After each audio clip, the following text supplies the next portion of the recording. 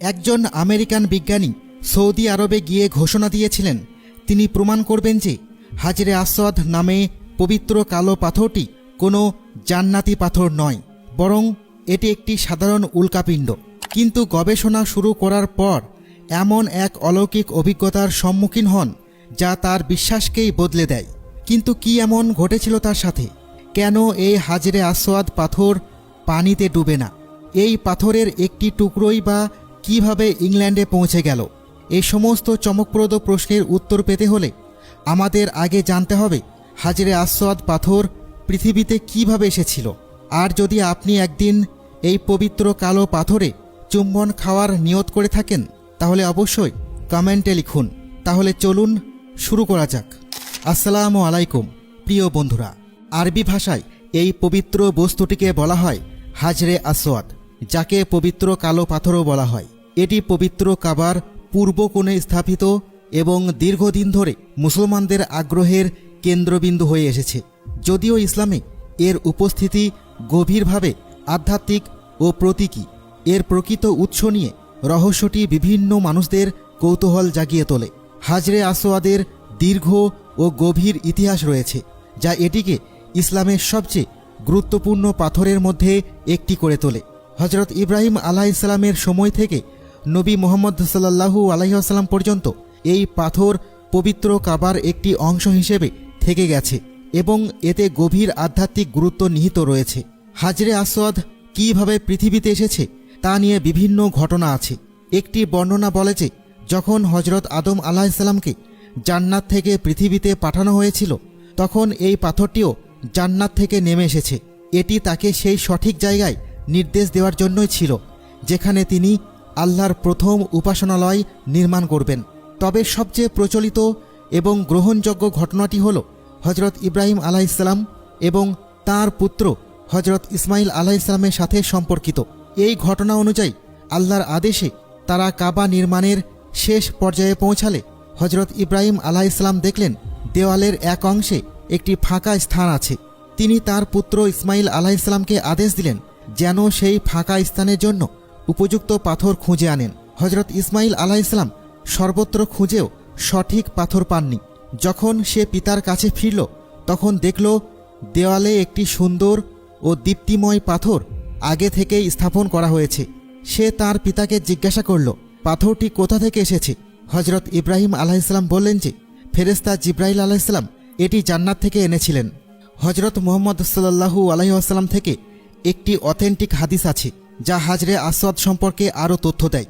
তিনি বলেন যখন পাথরটি প্রথম জান্নাত থেকে নামল তখন তা দুধের চেয়ে বেশি সাদা এবং উজ্জ্বল ছিল, কিন্তু সময়ের সাথে সাথে এটি কালো হয়ে গেছে, কারণ যারা আল্লাহর কাছে ক্ষমা চাইতে এটিকে স্পর্শ করেছে তাদের পাপের কারণে ধীরে ধীরে এই সাদা পাথরটি কালো পাথরে রূপান্তরিত হয়েছে। আধুনিক যুগে হাজরে আসওয়াদের রহস্য এবং সৌন্দর্য এখনও মানুষের মনোযোগ আকর্ষণ করে। 2021 সালে সৌদি আরব সরকার উন্নত ফটোগ্রাফির কৌশল ব্যবহার করে উচ্চ রেজলিউশনের ছবি প্রকাশ করে। এই ছবিটির রেজলিউশন ছিল 49,000 মেগাপিক্সেল এবং এটি তৈরিতে 50 ঘন্টার বেশি সময় লেগেছিল।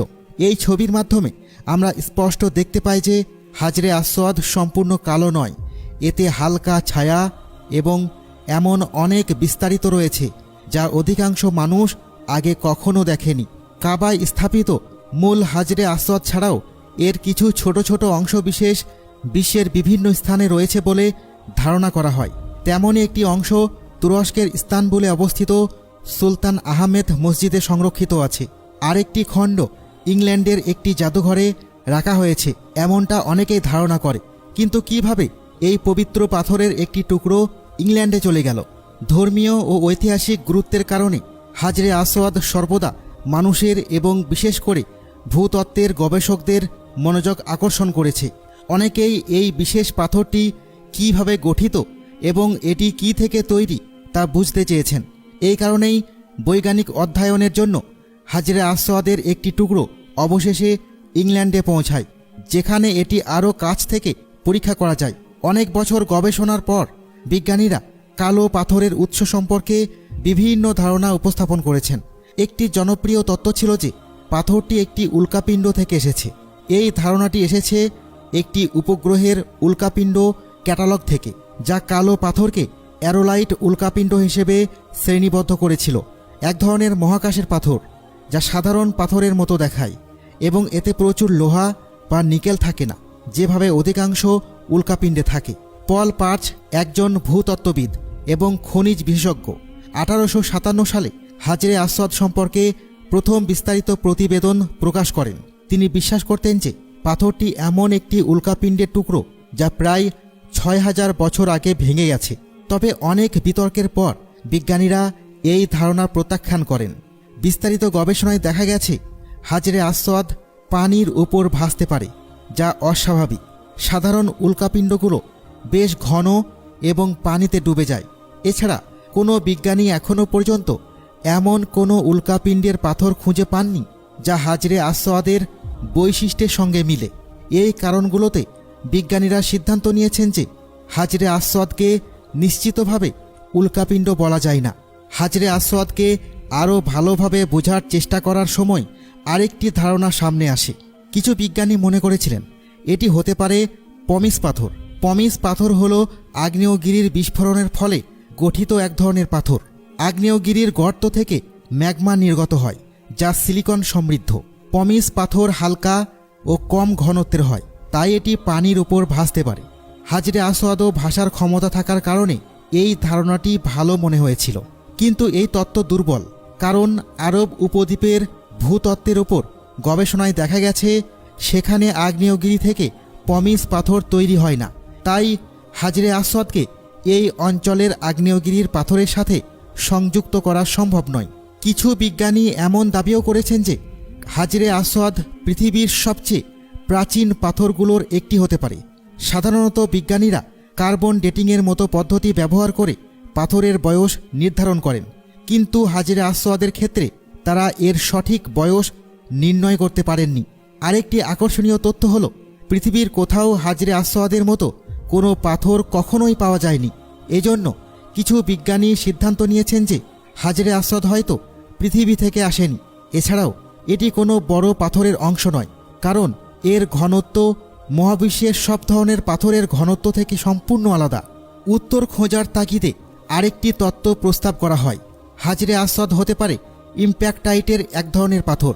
ইম্প্যাক্টাইট হলো সেই পাথর যা তখন গঠিত হয় যখন একটি উল্কাপিণ্ড পৃথিবীতে খুব উচ্চ গতি ও শক্তিতে আঘাত করে।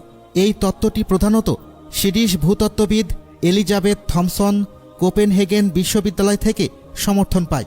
সৌদি আরবে রিয়াদ থেকে প্রায় 550 কিলোমিটার দক্ষিণ পূর্বে ওয়াবার নামের একটি গর্তে ইম্প্যাক্টাইট পাওয়া গেছে। এই গর্তের পাথরগুলো হাজরে আসওয়াদের মতোই বৈশিষ্ট্য বহন করে, যেমন পানির উপর ভাসার ক্ষমতা।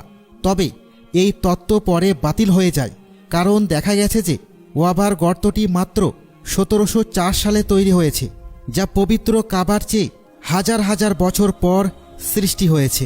তাই কালো পাথরটি এই গর্ত থেকে আসতে পারে না। শেষমেশ বিজ্ঞানীরা বহু গবেষণার পরেও এর রহস্য উৎপত্তি সম্পর্কে স্পষ্ট কোনো উত্তর পাননি। অবশেষে এটা জানা জরুরি যে হাজরে আসওয়াদ ইসলাম ধর্মে অত্যন্ত পবিত্র হলেও মুসলিমরা এটি পূজা করে না, তারা কেবল এক আল্লাহর ইবাদত করেন। আমরা সকলেই জানি হজরত উমর রাদিয়াল্লাহু তাআলা আনহু ছিলেন নবী মুহাম্মদ সাল্লাল্লাহু আলাইহি ওয়াসাল্লামের নিকটতম সাহাবীদের একজন। তিনি কালো পাথর চুম্বন করে বলেছিলেন, তুমি তো শুধু একটি পাথর, তুমি কারোর ক্ষতি করতে পারো না আর উপকারও করতে পারো না। যদি আল্লাহ রাসূল সাল্লাল্লাহু আলাইহি ওয়াসাল্লাম তোমাকে চুম্বন না করত, তবে আমি তোমাকে কখনোই চুম্বন করতাম না।